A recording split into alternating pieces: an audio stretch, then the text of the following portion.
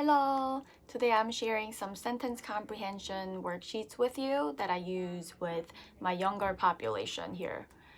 I use them mostly to target WH questions like who, what, where, when, and how, but I also use it sometimes to target following directions, use of pronouns, and identifying past or future tenses.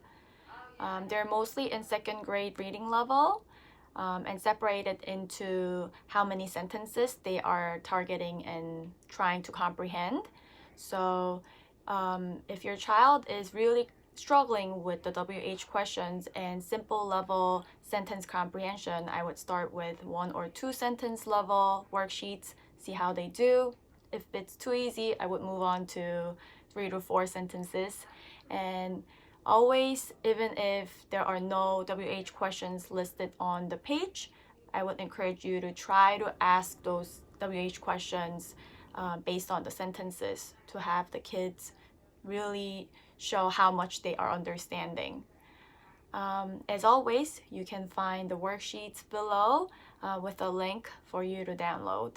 Okay, stay safe. Bye-bye.